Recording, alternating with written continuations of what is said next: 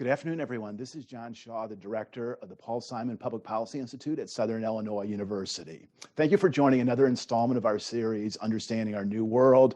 And today we're privileged to be joined by really one of the finest historians in the world today, Fredrik Logevall, professor at Harvard. Fred is a native of Sweden, grew up in Stockholm, moved to Canada, went to undergraduate in Canada, Simon Fraser University, went to the University of Oregon where he got a master's degree, and then he got his doctorate at Yale. He's had a stellar teaching career. He's been at the University of California, Santa Barbara, at Cornell, and now is at Harvard. He's the author of a number of books, including one of the most astonishing books I've ever read called Embers of War, which was published in, I think, 2012, won the Pulitzer Prize in 2013 for history, and is almost a masterclass in how nonfiction can be written in a way that's accessible to the general public. It's an utterly remarkable book, as is this book here, JFK, Coming of Age in the American Century, 1917 to 1956. So we are delighted to visit with Fred. Fred, thank you so much for joining us. I'm so pleased, John, to be with you and look forward to our conversation. Great. Well, Fred, let's talk a little bit about your background. You grew up in Stockholm, and then your family moved to Canada. What can you tell us about that move? What was that? Well, so yeah, I mean, born in Stockholm, and I'm the youngest of three kids, so I didn't have much of a clue when, at age roughly 12, we emigrated to Vancouver. The idea was initially that it would be 1 year, and then 1 year turned into 2 and 3 and 4 and so forth. My parents ultimately moved back to Sweden. They've both since passed, but I still have that Swedish connection. In fact, I'm a dual citizen. I don't have Canadian. My brother has all three, but I have Swedish and U.S. And I guess what's important for me, John, is that I do think maybe having a kind of international sensibility, which we can talk about with respect to Kennedy, it's certainly given me a perspective on history and on the work that I do that maybe I wouldn't have, at least not exactly the same, if I didn't have that. And I certainly now feel that the United States is my home. We're very happy here. My wife is American. She speaks very charming and excellent Swedish. And then we have two grown kids. But yeah, there's still a Swede in me, no question. And I know you have an interest in Sweden yourself. So, well, in terms of your call to history, yeah. Was that? I mean, as a kid, were you always reading history books? Was that something that was just kind of built into you? And I might just say we had a conversation a couple of weeks ago with Margaret McMillan. And she was saying, I said, well, so tell us about your interest in history. And she says, well, as a kid, I was interested in figure skating, ballet, and history. And I made a calculated decision that probably history was a better way to earn a living.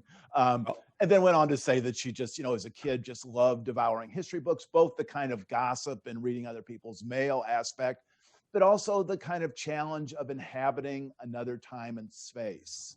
Yeah, I mean, aren't we lucky that Margaret made the decision that she made? She's a dear friend and somebody. I was on a panel with her just before the pandemic hit at the Army War College, and she's marvelous. And so, yeah, I think it was for me. Maybe not figure skating in my case, but I played a lot of tennis I was a pretty good tennis player, highly ranked, and at some point realized, no, you know what?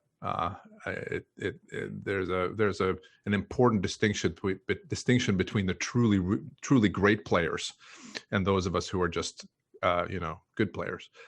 But I think I had an interest in history from a young age. I do remember when we emigrated that I learned English in part by watching the great BBC documentary series The World at War, which you'll remember.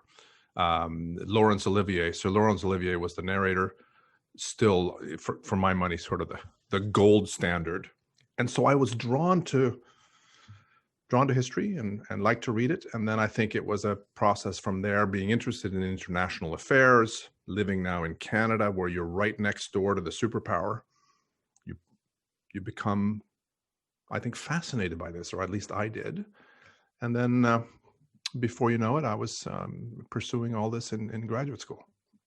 And did you always see teaching and writing as kind of complementary professions, or describe? I mean, is there tension in terms of like when you're working on a book? Is it hard to carry a full load of teaching, or how do you balance the two? Well, I think for me they are very much connected. I should say that I've been fortunate, John, in that I've been able to teach at institutions in which the teaching load is manageable. There's also an expectation that you carry on your own research, as a consequence of the fact that you're maybe not teaching as many courses. So I haven't found, let me rephrase, I've been able to, throughout my career, really fortunate in doing both. And I think I learn an enormous amount from my students, and I think they make me a better interactions with students, both undergraduate and graduate, make me a better historian. Certainly in my work on the Vietnam War, I think that having taught now a lecture class on the war in Vietnam for, well, most of my career, so for 20 plus years, I think it's affected, it's improved my work, my research, and my writing on Vietnam in a way that I think is for me clear. It's palpable. If I hadn't taught those classes, I don't think my work would be as good. So it's a privilege. Are there times when it comes into tension? I suppose. There are times when you really would love to be just working on a book or an article, but you've got meetings with students, you've got office hours, you've got classes. But by and large, just feel so privileged to be able to do both at the same time. Fred, I was looking at your Rate the Professor profile, and the reviews were wildly laudatory, describing your lecturing skills, your ability to kind of mend both narration and analysis. I think one gentleman summed it up. He says, "Fred is a great dude." I don't think I've seen it. I'll take that as a high compliment. I mean, I think, it's true though, isn't it, in a way? I'm not sure I've thought about this before, but that, I think being able to sustain a narrative in one's writing is important. It's not always the case in all writing. You can write highly analytical pieces that are not really about narrative at all. But at least much of the writing that I've done is driven by narrative. It's probably true, actually, that it also applies in one's teaching. Certainly if you're doing a lecture class, you are a performer to a degree. You're up there in front of a class, sometimes a large class, sometimes not so large, but you've got to sustain the students' interests. You've got to be able to convey to them that this is important material. You should be interested in this material, and you need to retain, this material. So, yeah, I think they do go together. And this Vietnam War class, John, which I'm going to teach again this next semester, totally online. We'll see how that goes. But it's a course that I've really enjoyed teaching, and people will say, "Don't you get tired of teaching it, time and again?" No, the war is. I think there's so much there. And so much I can do with the students that it's great fun to teach. I'll just say to our listeners, if people want a primer on just the origins of the American involvement in Vietnam, there's no better place to go than Embers of War, which actually focuses on the French involvement, but then also moving into the U.S. involvement. Yeah. It's really masterful. Fred, let's talk a little bit about the kind of differences between writing biography and history. And we should say, or let me just say for your JFK book, I mean, it is history and biography. It's both. But when you write, like in this case, is a book that has a heavy biographical focus. Does it have more of a kind of a psychological component, or what are the different skills between just straight history and biography? Yeah, it's a really good question. I've thought a lot about this. People have asked me about this, and I'm sure you have your own thoughts about this based on your own writing too, John. I think in some ways the differences, because this is my first biography on Kennedy. I haven't done biography before, and we'll see whether I do it again. But I think I anticipated when I started that the differences between biography and history would be greater than in fact they are. That would be a first comment I would make. And when you think about it, so they have a lot in common. They are both, at least the way I do it, they're both dependent on archival research. So you're digging around in the same boxes. You're looking at the same stuff. You're reading secondary sources. You're using newspapers. You're using oral histories, So the source base is, in fact, again, at least for me, remarkably similar. You're also, to go back to your previous question, you're also telling a story, it seems to me, and certainly in Embers, if we use Embers as a comparison with JFK, in both cases, it's a narrative, chronological, and I'm interested in both change and continuity over time. They have that in common. The differences, I guess, are that, as you pointed out, you're trying to reveal in a biography what makes an individual tick. So in this case, John F. Kennedy, who's often thought of as being quite elusive, and I've decided that actually he's not that elusive, at least in this period of the first volume. This is the first of 2 volumes. So in the second volume, I predict, John, that this will be more of a challenge for me. I think as he rises in politics, maybe you found this in your own book, that as he gets closer to the White House, I think there are going to be fewer letters from him to Jackie or to other people. He's going to be maybe a bit more guarded. At least this is what I anticipate. So this could be more of a challenge in the second volume than it was in the first. But I think you point to an important difference, that in a biography, even one that is a life and times, as this one tries to be, even one that tries to also tell the history, as this one tries to do, because he lives during I think, an absolutely fascinating time. And I am trying to tell the story of the American century, the first half of the American century, in this biography. Nevertheless, if it's first and foremost the story of one person's life, then you're trying to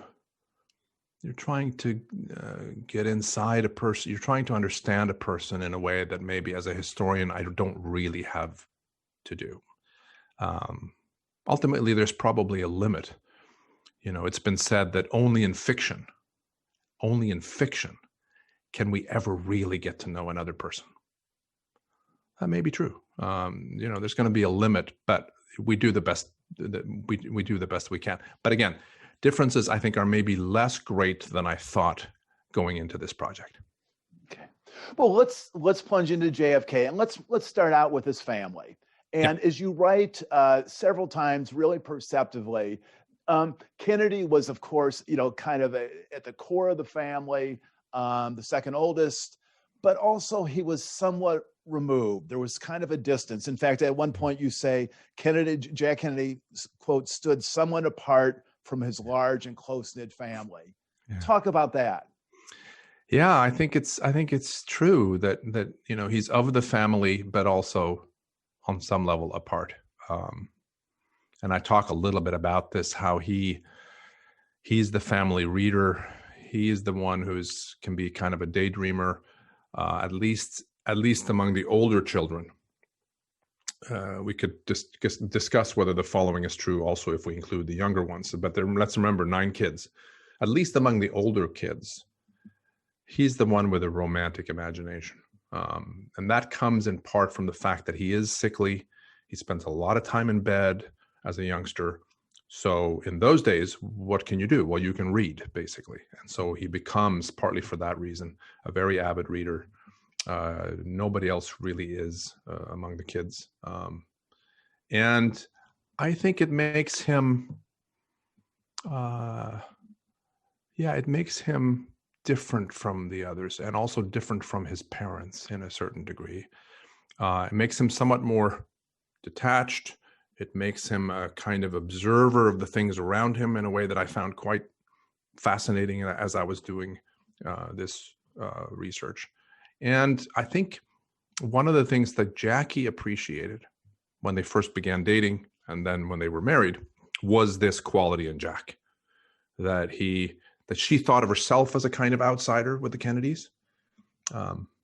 And she took some comfort, I guess, in the fact that she sensed, he's a little bit of an outsider in his own family. I should say, by the way, he's also extremely devoted to his parents and to his siblings. So I don't want to be misunderstood on this. I think he's close to them and appreciates what his parents have done for them. But yeah, no, you're quite right. At the same time, a kind of outsider. Well, Fred, one thing I found, and I think your book makes this point really powerfully, is that, Joe Kennedy, one of the wealthiest men in the United States, involved in lots of things not related to, relationships, not including his wife, et cetera, focused on business. For all of his many, many weaknesses, he actually was a really engaged and even kind of psychologically perceptive father. He was a good dad. He really was. And David Nassau in his great biography gets at this, the patriarch. And David and I have had conversations about this. But my own research, I think, bolsters this view that in some ways he was really quite progressive, if that's the right word. A lot of fathers in the 1920s and 30s were pretty remote figures in their own households. Not all of them, of course, I'm generalizing, but I think men of his station were often too busy with their business world or their careers to get very involved. And he did get involved. In fact, many of the kids would say that whenever dad was home, mother, they called him dad, they called her mother, which is interesting. Mother would kind of recede. She would drop back because Joe was such a charismatic and such a involved parent. But that's true. I think you're absolutely right. I think what's also impressive, so it's that he's devoted to his kids. That's impressive. And even when he's heading a government agency in Washington, so let's say he's heading up the Securities and Exchange Commission, somehow he finds time, John. I marvel at this. To write letters to his kids, sometimes to all 9 of them. Maybe Teddy's a little too young here, but let's say 7 or 8 of the kids will get letters on a regular basis from dad while he's heading up this government agency. And so there's that. There's also one other thing, which I think is impressive and which is maybe more to the point in terms of JFK. It's that he never insisted that Jack Kennedy or any of the kids, but that Jack adopt his political philosophy, that he adopt his view of U.S. foreign policy, what the U.S. should be doing in advance of World War II and then during and then after World War II, because the two of them, this is an important part of the story, they completely differed on some of this. But Joe Kennedy never insisted that Jack follow him on that, nor did he insist that Jack take the career path that he took. He certainly encouraged JFK to pursue a political career, especially after Joe Jr. was killed in World War II. But the point is, JFK made that decision ultimately on his own. And so I credit Joe Kennedy, who, as you say, was flawed in lots of ways. I credit him with this devotion and love, but also letting the kids chart their own path. Well, Fred, I think one of the really stunning accomplishments of your book is your depiction of JFK's relationship with his sister Kathleen, called Kick, who unfortunately passed away, in her early 20s, I think it was, in a plane crash. But you depict them as just, I think he even used the word soulmates. Others called them twins, in which they could completely be free with each other. They finished each other's sentences. They laughed. They got each other.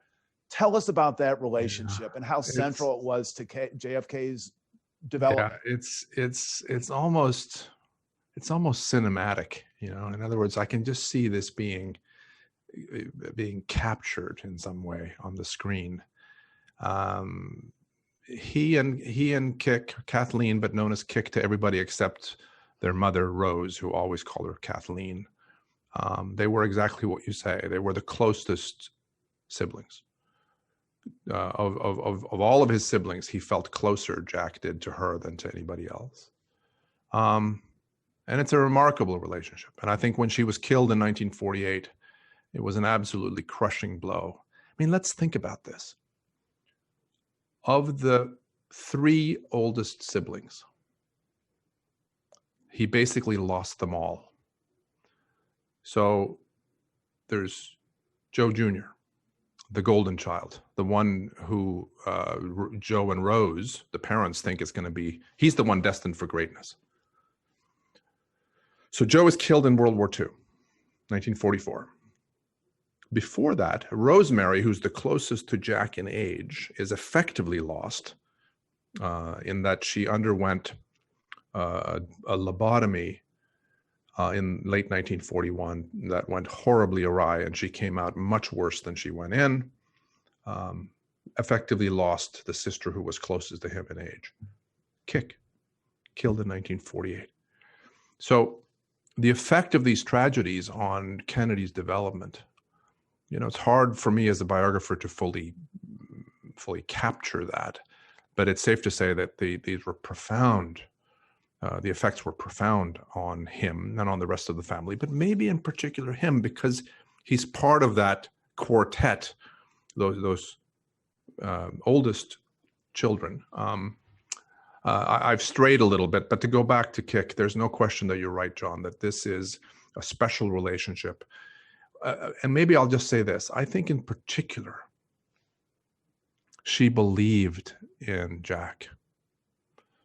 She, I think, maybe more than the others, sensed that maybe it's Jack who's the really gifted one here in terms of his future career in public service, not my dear brother Joe, to whom she was also devoted.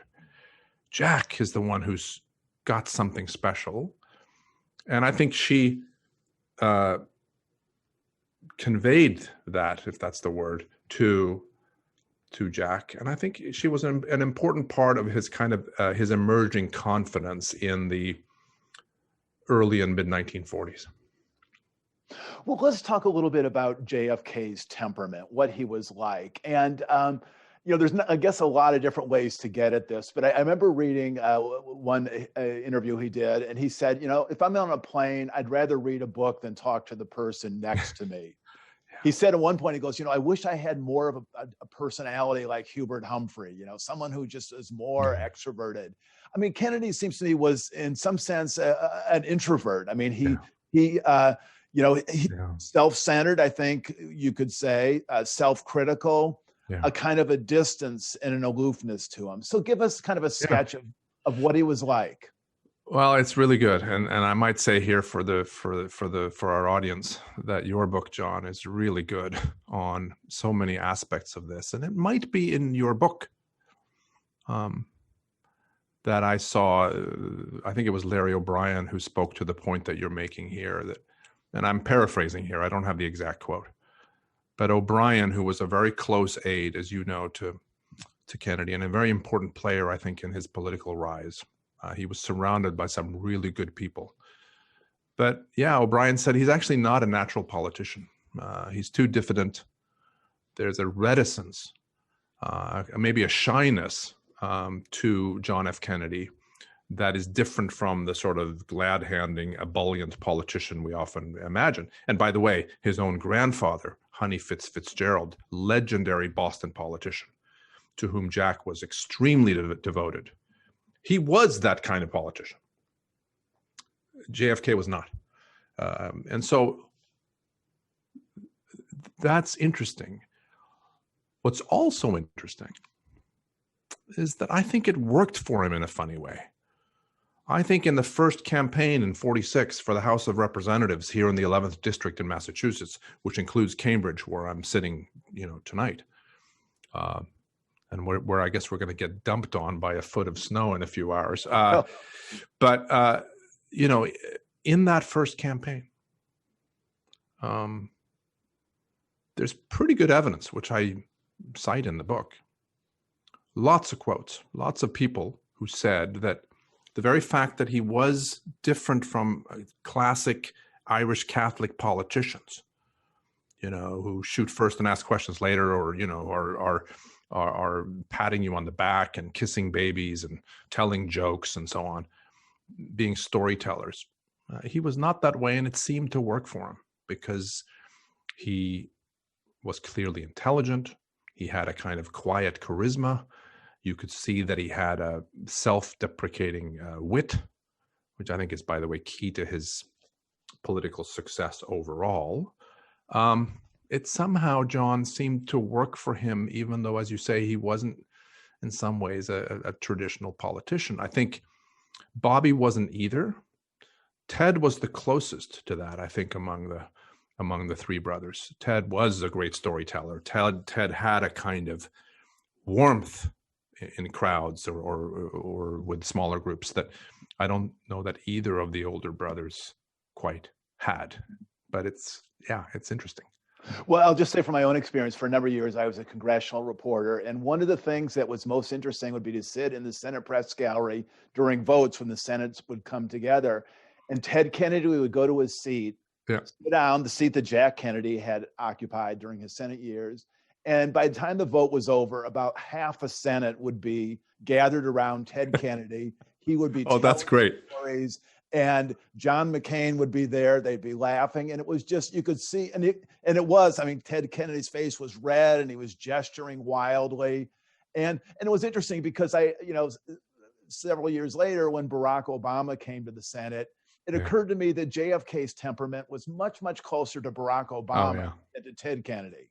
Oh, it's a really good point. I've many people have said something similar, so I'm hardly alone in saying this, but there is something Kennedy-esque in Obama, and I picked up on that, long before I was, of course, even thinking about writing a biography of Kennedy. But I had written about Kennedy in other contexts, especially relating to foreign policy, Cold War, Vietnam, and to see the way Obama carried himself, and maybe it wasn't always for good either, by the way, but to see the way he carried himself and the kind of coolness, sometimes maybe to a fault, that's JFK much more than it is Teddy Kennedy.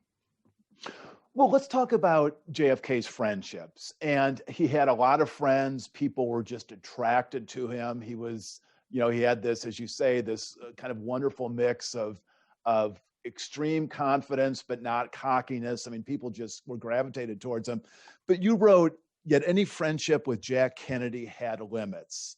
And talk about that. He had, various circles of friends, his prep school friends, his Harvard friends, his Navy, his war friends, the Irish mafia, his political aides, academic friends. He had different circles of friends, but kept pretty much everyone at something of a distance, didn't he? He did. I'm hesitating slightly in answering because and some of this I'm going to get into in my second volume. So I'll have a better answer then.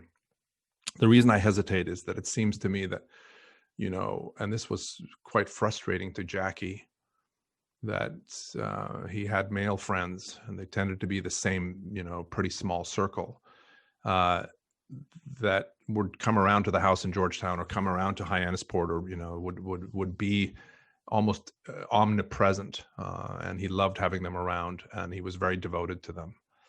But I think it's also true, as you say, that and as I point out, that there are limits. And there's a good example of this, which I think maybe gives a flavor. And that is sophomore year at Harvard. I think it is possibly freshman year. But he's on the football field. He wants desperately to be a star football player at Harvard. It never happens.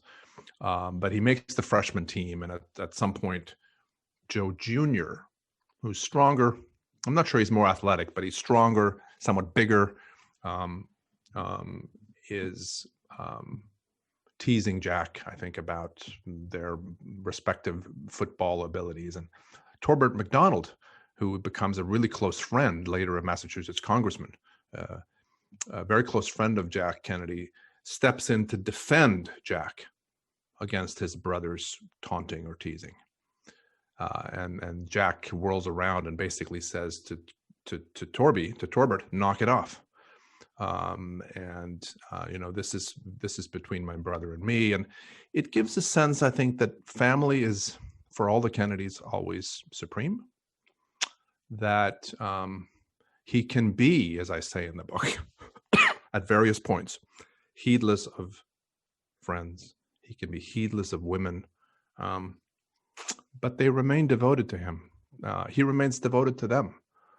There is a small circle of friends that he has from Choate days, certainly from Harvard, from the Navy, that he will have to the end of his days. So he values friendships, and certainly his friends are really devoted to him. Well, let's talk about his marriage to Jackie. They are 12 years apart, I think. Very different people. In your book, you quote a very insightful comment. I think Kennedy at one point told someone, he was 36, I think, when he got married. And you said, at one point, Kennedy said something like, I'm both too young and too old to be married. What do you think he meant by that? Well, I think maybe the most important part there is that, because I think he had several thoughts in mind when he said it. Might have been to Dave Powers or maybe to Kenny O'Donnell or somebody, one of his buddies. Maybe the most important claim there is that, I'm not as young as I was. I'm kind of stuck in my ways. And any woman who, agrees to marry me is going to get who I am. Now, I don't know about you, John, but 36 sounds it sounds younger and younger. So if he felt stuck in his ways at 36, I hate to know what that means about myself. But I think it's that. And I think maybe the other piece is that he's still, what should I say? He still likes to maybe play the field. There's probably a more delicate way of putting that, but that he also feels that I'm too young. And once I'm married and have settled down and there are kids in the picture, then I won't be able to do the things that I do. And, we have to be honest about John F. Kennedy, both here and later. This is something he likes to do. I said in another session like this a few days ago that in some ways, I think he was in fact, this is a theme in the book. He was an empathetic figure, partly because of his illnesses, partly because of his family tragedies that we talked about. I do think he was very good at putting himself into other people's shoes. This is critical, by the way, when we get to the Cuban Missile Crisis, which I'll write about in the next volume. I think he was able, and he insisted that the ex-com members, that his close advisors during the crisis, try to imagine how Khrushchev, the Soviet leader, was seeing this crisis. Really important. So he's empathetic in that intellectual kind of sense. In a different sense, he was not empathetic. That is to say, I don't think he ever really put himself in Jackie's shoes.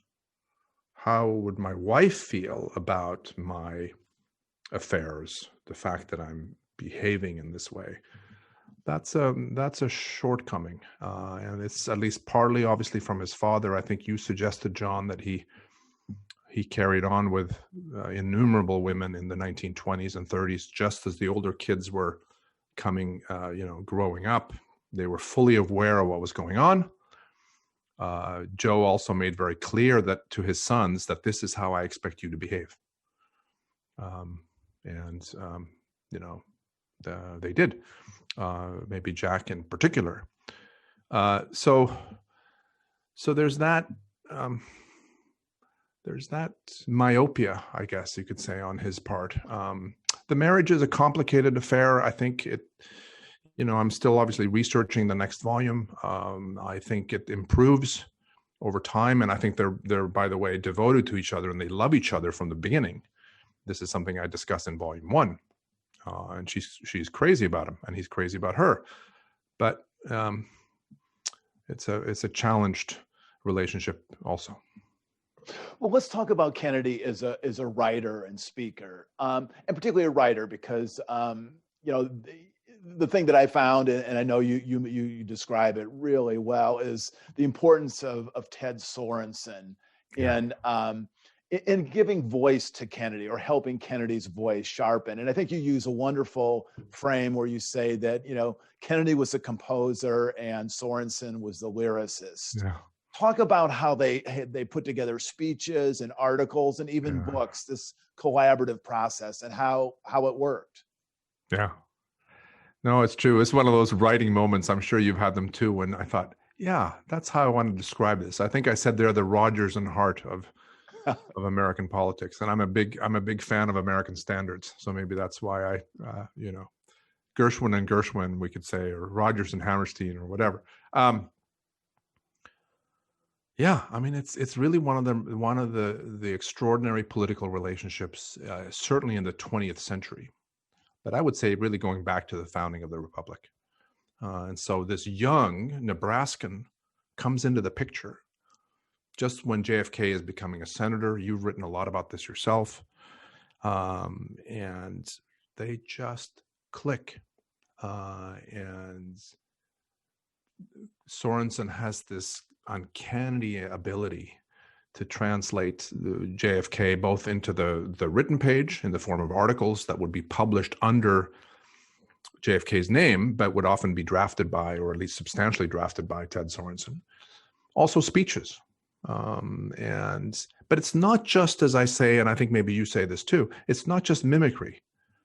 It's not just that he's able to somehow, figure out what JFK wants to say and then say it. I think actually the content, Sorensen brings a lot in terms of the content to these articles and these speeches. Of course, he's also completely devoted to his boss at the expense of, I think, his own wife and children. I mean, he is 24/7 to further John F. Kennedy's career. Profiles in Courage, very important book, one that I recommend to all of you today. 1956 book, which is in some ways a sort of an examination of the moral dimensions of political leadership. And he uses, or they use, because it's a collaborative effort, they use a number of senators in American history who, in Kennedy's judgment, showed political courage, knew when they had to put aside the wishes of their fickle constituents, or their party's wishes, their region's wishes, to do what they thought was best for the country. The one reason I recommend it to all of you is that I think the introduction and the conclusion, where JFK's own imprint is heaviest, by the way, really interesting for us today. Lots of resonances about what we expect our politicians to do today. I mention it here only because Sorensen is important there as well. The middle chapters, the ones that are case studies of these senators, are substantially Sorensen's drafts with input from various professors that he consulted or that they consulted. One other point about Sorensen. They never socialized together. They spent so much time together, day after day after day. And when they were in different locales, Kennedy would call him and they would talk and talk and talk. I mean, it was as close a working relationship, I think, as a politician can have. And yet Sorensen would say later in his memoirs, in a few different places, actually, he would say, I can count on the fingers of one hand the number of times that I was with John F. Kennedy, President Kennedy, in a social setting. That speaks to this ability that Kennedy had, or this determination he had to keep his professional relationships separate from his personal relationships. Well, let's talk a bit about Kennedy's humor. And I would recommend that people go on YouTube and just watch. I think there's like an hour clip of Kennedy press conferences. And I once speculated that I think Kennedy was able to elicit more laughter with fewer words than anyone, because so much of his humor is wry, it's deadpan, it's ironic. And one wonderful quote from your book, it's the night that he won the 52 Senate race. And, he walks to his headquarters in the wee hours of the morning, the place, food strewn about and liquor and other things. He walks in and he says, if this is what victory looks like, I'm not sure I want to see what defeat does. Yeah. I mean, it was just this ability to just kind of see the absurdity of situations and to state it in kind of a deadpan way. Well, and it is in part a sense of the absurd, and a wonderful sense of irony that he had. And again, self-deprecation. It's a very potent mix. I quote, I think it's in an endnote, it's not in the text, but Conan O'Brien wrote a very perceptive essay on this, in which O'Brien says, we've had two truly funny presidents in our history, Abraham Lincoln and John F. Kennedy. And then he goes on to talk about this. And, I think he's right. Some of the early presidents, before Lincoln, for all I know, they were hilarious. So maybe I don't want to be quite as categorical as O'Brien is, but I think Conan O'Brien is basically correct. And I think it's key to explaining him. You see this, by the way, even when he's a kid. I think in the book there are some marvelous quotes that letters that he's written, where you see this sense of humor on vivid display. And then it's there to the end. And I want to just echo what you've said, John, which is that if people noodle around on YouTube and look at one or two of these videos that exist on his press conferences, amazing for a whole bunch of reasons, but in part, as you say, because with very few words, he could know exactly what to do in a really perfect and a really humorous way. It's remarkable, and I do think in substantive terms, or maybe that's the wrong word, in terms of his success as a politician, House, Senate, and then ultimately the big prize in '60. It's an important factor in his success. I mean, don't you think? I do. And I think, and I do think that, as you say, the self-deprecating sense of humor is just wonderfully effective. I remember one time he was notoriously, unschooled in like agriculture policy. And I think he was speaking at some kind of event in South Dakota, and a little scrap of paper blew across the stage. He said, would someone grab that? That's my farm program. And just able to sort of, point at himself in a way that I think has been largely lost in American politics. That's a skill that has kind of disappeared. But I want to play on one other point, Fred, about Kennedy and Lincoln. We had an event earlier this year. It was on President's Day. It was a Lincoln-Kennedy event, and I did a presentation with this Illinois State historian who was a Lincoln scholar, and we focused on the similarities, but mostly the differences between Kennedy and Lincoln. And the one that was so striking to me was that he was talking about Lincoln as a storyteller and how central stories were to his ability to process the world, explain himself, tell parables, etc. Oh, interesting. And when it turned to me, I said, Kennedy, that was not really the realm that he expressed himself. He really wasn't a storyteller, as best I can know. In fact, one of his friends was saying, when you talk to Kennedy, you better get to the point quick. He doesn't really want to hear a lot of preamble. No, it's true, and he insisted. I think it's in my view a mark of strength, but he insisted on focus on substance, and he insisted that aides know their specifics down to the smallest details. He didn't have a lot of patience with, as you say, people who wanted to come in and just shoot the breeze. And this is certainly true when he's in the White House, but I think it's also true even when he's in the Senate and maybe even to some extent in the House. As you say, that's not his realm. It is more, as we said earlier, Ted Kennedy's realm. He could be a marvelous raconteur and storyteller. It wasn't really Kennedy's Jack Kennedy's way, but very interesting what you say about Lincoln, and that sounds right. Well, let's kind of bring Kennedy into kind of our current world, because one of the you and I could spend many hours going back and forth on JFK, but one of the questions that people might ask is why is Kennedy important now? Why is he an important political figure? Had a relatively short career, of course, it ended tragically, but why is he important? I think it's a really good question. And of course, I've thought a lot about it. I've thought about it during this campaign season. Thought about it since I started the project in a serious way, maybe 5 years ago, doing in-depth research. So I don't think what I'm about to say is just for today, for this moment, because I thought it resonated with me when I first encountered this evidence at the Kennedy Library. And I should have a little shout out here to the great people. And you're familiar with the good folks just down the street from where I'm sitting tonight at the Kennedy Library. It's an absolute gold mine. One of the reasons I'm doing this in 2 volumes is that it's just so rich, the collection.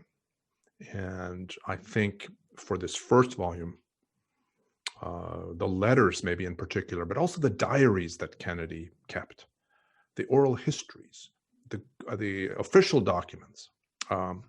It's absolutely marvelous. But I think what I saw, even in the documents pertaining to his very first campaign. I mean, think about this. He's a skinny 29-year-old, just back from the service, kind of shy, as we were saying before, reserved, is not particularly comfortable as a campaigner, isn't a very good campaigner in some ways. In terms of his speech making, those skills, again, something you've written about, those really come later. But even in that first campaign in 46, he is resounding themes that I think speak to our current day. So, for example, this goes to your question about why he matters. Kennedy, I think, is convinced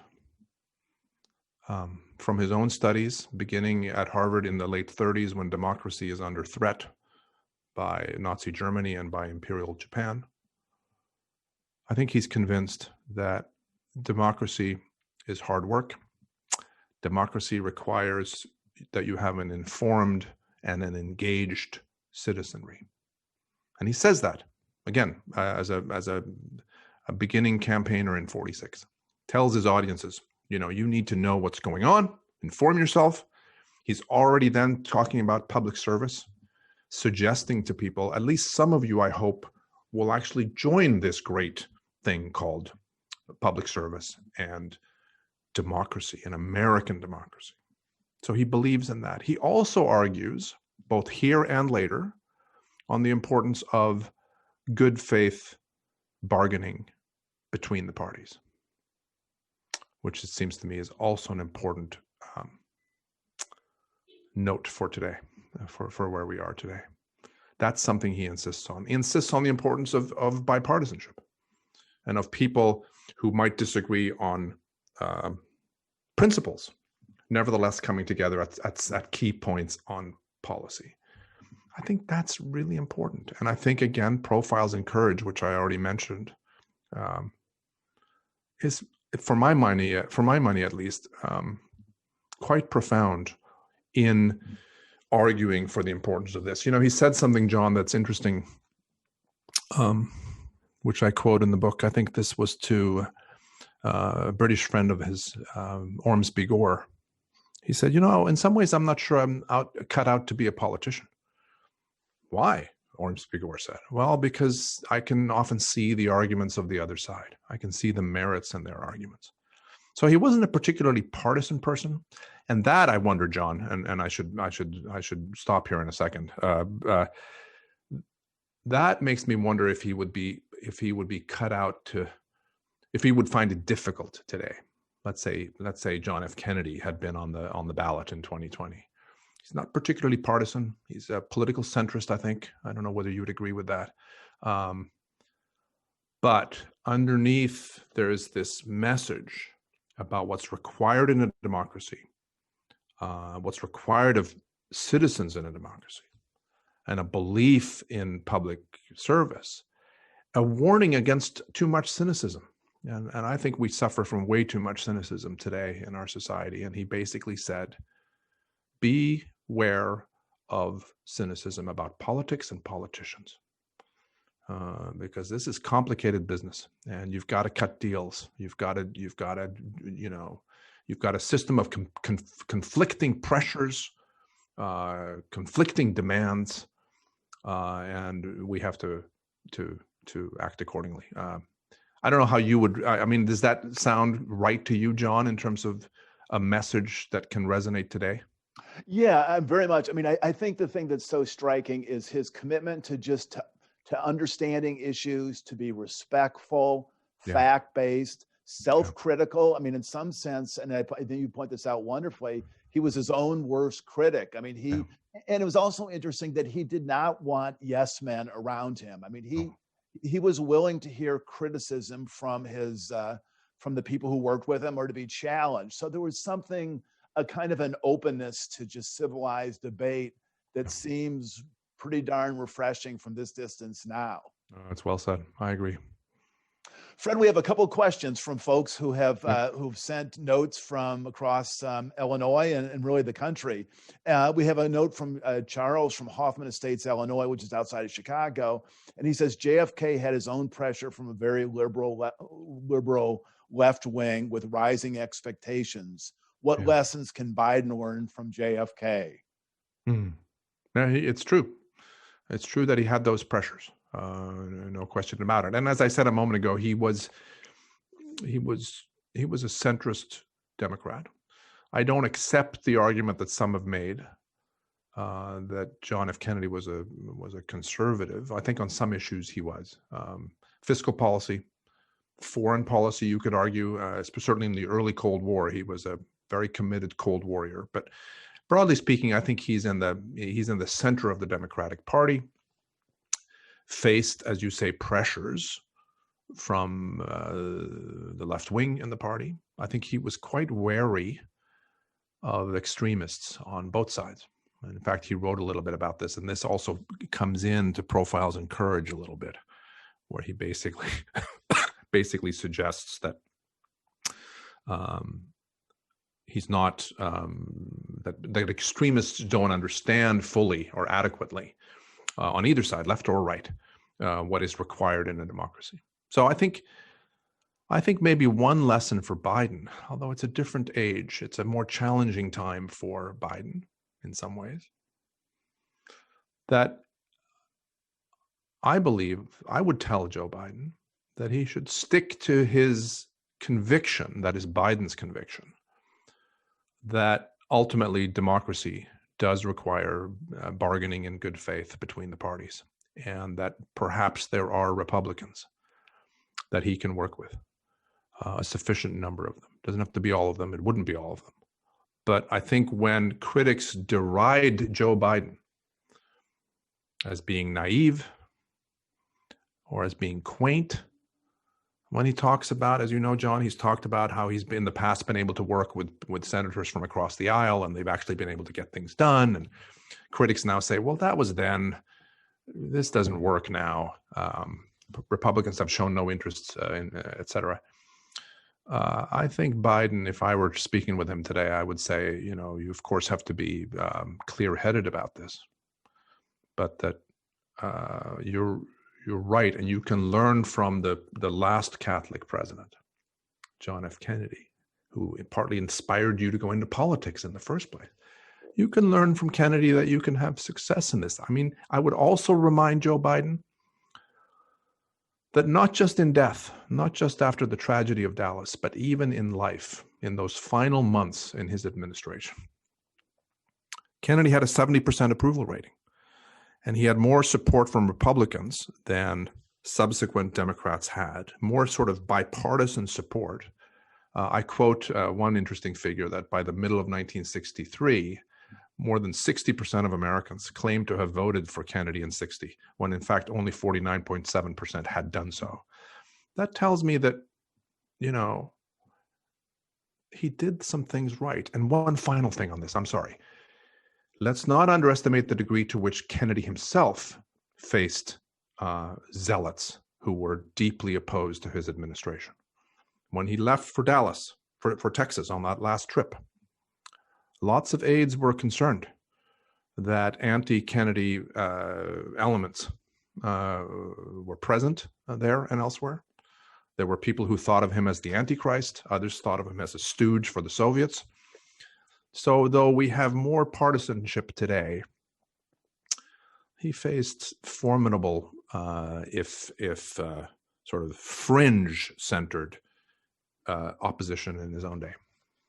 Well, Kathy from Raleigh, North Carolina, kind of gets at this point. She says, if Biden veers towards peace, as JFK was doing, will he also arouse the wrath of the military-industrial complex? I don't know. It's a really good question. I don't think it needs to happen. And even with respect to Kennedy, I guess I would be cautious about suggesting that he generated a lot of wrath per se from the military-industrial complex. I think there were people who were concerned in the American military, who were concerned, let's say, in the defense industries about Kennedy's policy decisions. But that's been true of other presidents, both Republican and Democratic. So my guess is that that President Biden, if he's skillful, if he's got good people around him, can navigate that, and if he can work, as I said before, with even a small number of Republicans, especially perhaps on the Senate side, then he can accomplish things. And I think one other thing I'll just say here is that, and you referred to this, John, Kennedy's intolerance of having yes men around him, his desire to have people actually debate issues in front of him, his advisors, really important. Wanting to encourage different points of view in cabinet meetings, for example. I have a feeling that Biden has that capacity. I hope he does. That's the other thing I would encourage him to have as he begins his administration. Well, Fred, I want to put to you the counterfactual that I have been long perplexed by, which is, what would Kennedy have done if he lost the 1960 election, which he won barely? His Senate term would have expired in 64. What do you think he would have done? Would he, and one thing that it was most striking to me in doing some research, as the campaign was starting in 1960, we assume as we read about it that his victory is, foreordained. Yeah, we do. Kennedy in early January saying, I don't know if this is going to work. It might be that I've reached the level that I'm at, and I'm going to need to do something else. And I've seen one, interview where he was thinking, what do I do? Do I stay in the Senate? Do I, try to write? So tell me how you think about that question. Oh, by the way, I love counterfactuals. What ifs. With my own classes, I use them quite a lot. I think students, the reason I love them, and what I say to students, is that they can actually help us better understand what did happen. So by thinking about unrealized alternatives, paths not taken, we can actually better understand what did happen. So classic one that I've explored, as you know, is what would Kennedy have done in Vietnam if he had returned from Dallas alive? But the one you raise is an interesting one. Suppose he loses in 60. He could easily have done so. It's a razor-thin margin. Could easily have gone to Nixon. A month or so before the election, Kennedy looked to be in really good shape. But Nixon was closing fast in those final days and almost caught him. I think politics was in his blood. My guess is that he stays in the Senate through that term. It's a very interesting question, what happens in 64. Johnson certainly would have been campaigning much earlier. One of the mistakes that Johnson made was waiting too long in 60. And other candidates also. One of the secrets of JFK's success as a politician is he started earlier and he worked harder than his opponents. That's true in 60. So in 64, LBJ would not have committed that mistake. So it's interesting, if Kennedy's now the loser in 60. What does that mean for 64? Stevenson had been able to get renominated and run again. Maybe JFK would have. I could also see him then biding his time, maybe another term. He's still young, relatively speaking. Questionable health, but you could also imagine that he sits that one out and then decides, okay, I'm really going to go for this in 68, depending on what happens, depending on who wins in 64 and lots of other factors. Counterfactuals become more problematic the further you go out in time. That's what I imagine. I think he did have an interest in writing. He had abilities as a writer.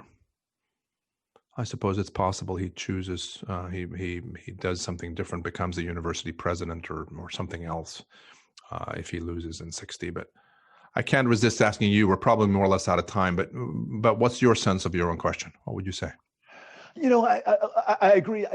As you point out, Kennedy had no interest in business. None. He, and I think he talked about the academic life, but I don't quite see him in it. I think he liked to write, but, as you point out, his time as a journalist was interesting right after World War II, but he wasn't fully engaged. No. I think he would have gone, I think what's also interesting with Kennedy, I think he had this very clear sense that windows of opportunity open quickly and close quickly. And that's why with 60, he probably on some level wasn't ready to be president, but he had a sense that, the window was open, and if not now, when, and go for it. Yeah, I think it's true. And I'll just say here that, I end volume 1, as you know, with perhaps apocryphal conversation, but I use it anyway because I have a few different sources for it. But Hyannisport, Thanksgiving 1956, in which he and his father talk about why he shouldn't run, and then, why he should.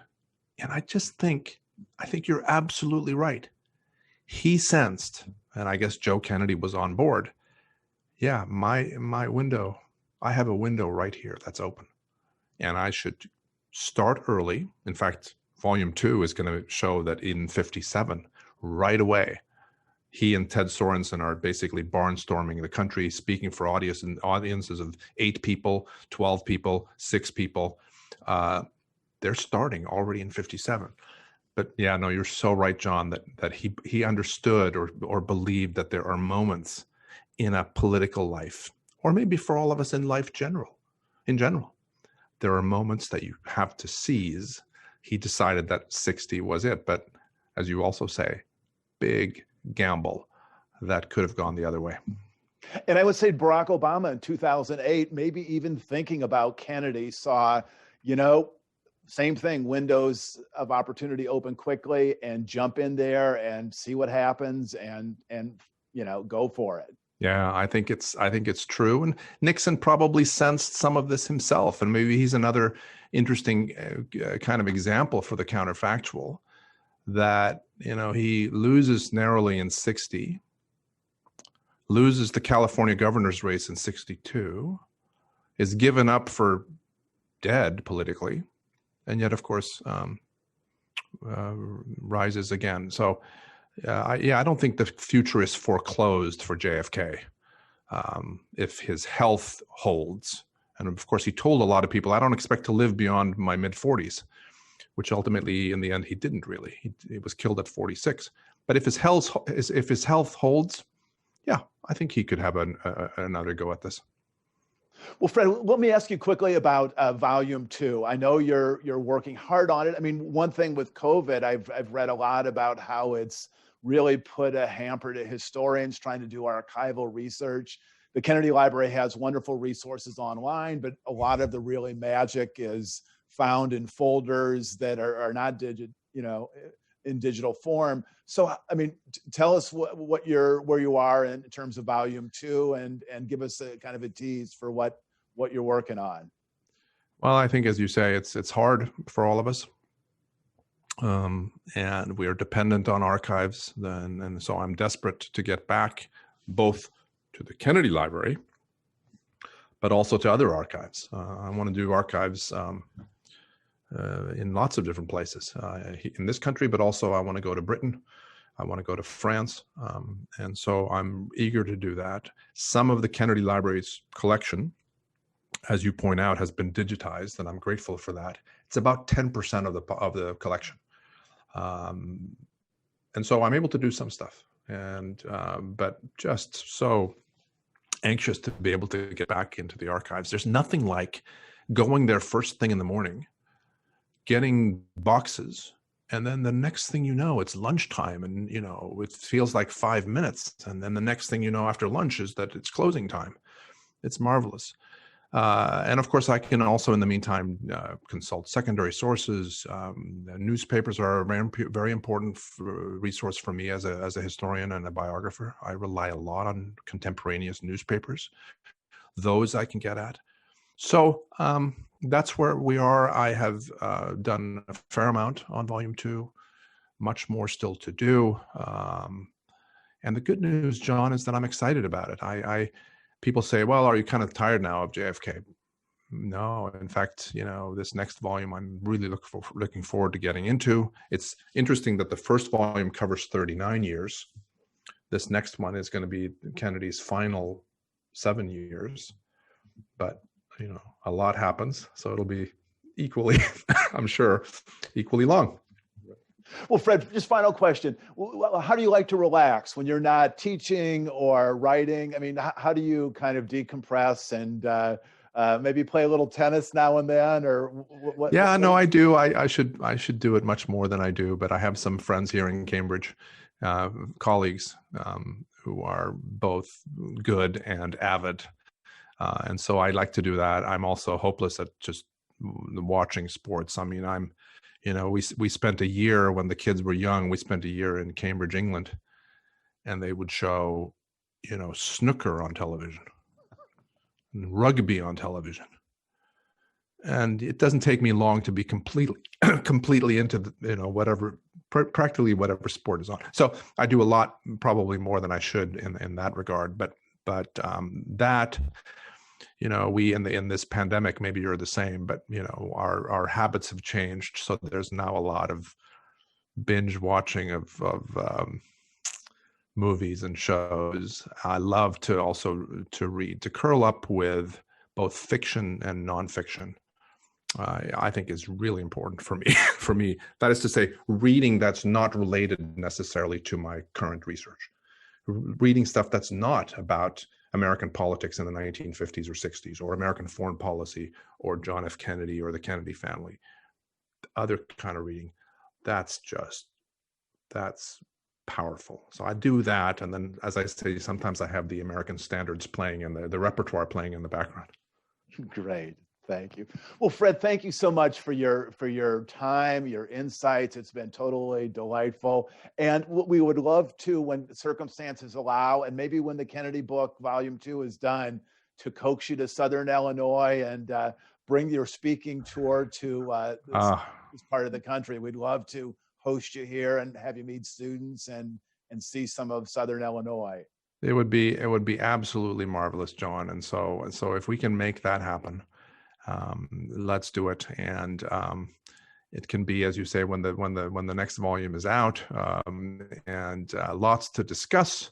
I want to thank you in the meantime, and everybody who tuned in for this, and for the questions that folks sent in too. Excellent questions. This was fun. And then, of course, I want to talk with you more about Kennedy and the Senate and your own excellent insights into that, which will still be an important part of my volume, the early part of my Volume 2. Great. Well, we will stay in touch, Fred. I pledge that. So thanks so much. Really appreciate it. Thanks, everyone. Thank you.